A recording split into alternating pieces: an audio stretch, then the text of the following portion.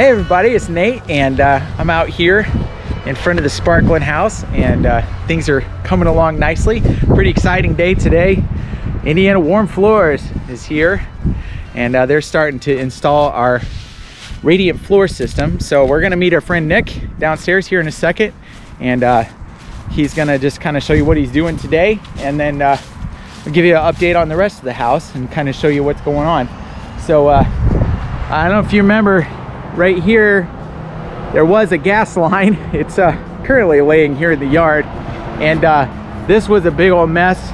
So that's all cleaned up now. It's down to, instead of 3 pipes coming out of this, it's just 1. And so now heading down into the basement, gonna go down in here and check this out. So this is where our friend Nick has been setting up shop, and we had an exciting week. Before we get into all that, we're gonna get a little visit right here from some guys from a company called Bill's Heating here in Goshen. This water main failed for whatever reason a couple days ago, and shot water all the way across over to there, and filled up this whole thing about 6 inches deep in a matter of about 10 minutes. Fortunately, our local, the town, Goshen, Indiana, their water and sewer company was out here in 13 minutes from the time I placed a call, and they had the water shut off. So we were able to get a sump pump in here from my friends at 4-Star Rental here in town, and get that all cleaned out. And so this fan is over here kind of doing the finishing dry out. And I've never wondered what would happen if a 2-inch water line blew out past your knees, but I'll never wonder again. So anyways, all right, so we've got it's a little bit of a mess right now because we've had to move a lot of things around to make room for these guys. This is PEX line right here, and it's going in to our friend Nick here. How you doing, Nick? How are we doing today, sir? Second here. We gotta wait on the compressor. Oh, thinking about it. Oh, look at that. All right, shut off. Okay, so this is Nick with Indiana Warm Floors. What we're doing here today is getting zone 1 stapled up for them. So this will be one area where it'll heat separately from the rest of the house. And what we'll do is we'll run feed lines over to the boiler. That way, whenever this side calls, it'll be warm. We like it. We like warm, right? You told me you hate cold, right? Yes, I hate cold. Me too. So here's my salamander out there on a 50-degree day. Yeah, right.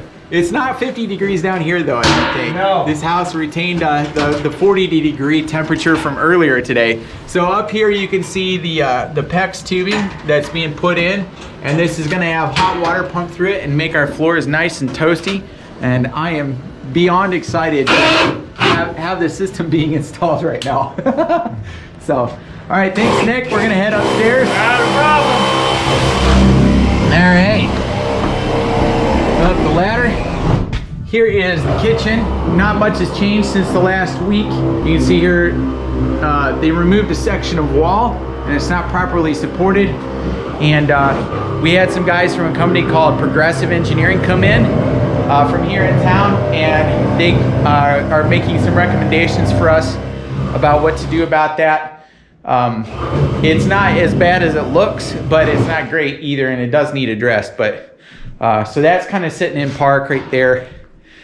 And then we've got most of our ceilings down here on the first floor, and this bathroom that was here is gone now. So there was this was completely filled in with framing, and there was a toilet here and a sink here and a shower right there at the beginning of the week, and obviously walls all our way around it. Unfortunately, that is all out now. We still got a lot of cleanup to do. As you can see here, there's some leftover framing and all that, but you can finally see the stairs and get some daylight in here, which is just awesome. It feels really just a lot better to look at. And some pretty cool things to discover. One is that they filled in a rafter right here, so you can actually see this curve right there.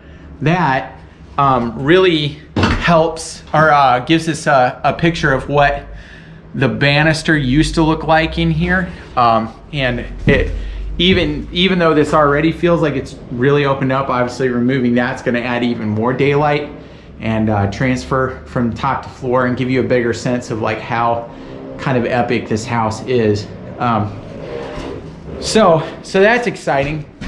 Like I said, got this all cleaned out, and over here, there's some holes in the floor still, so I gotta be careful of that. But over here, this is probably the worst roof or ceiling damage we've seen so far.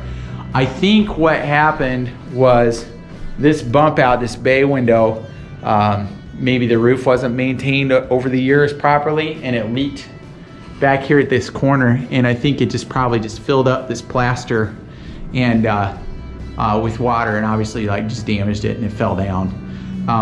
So got a lot of work to clean up here.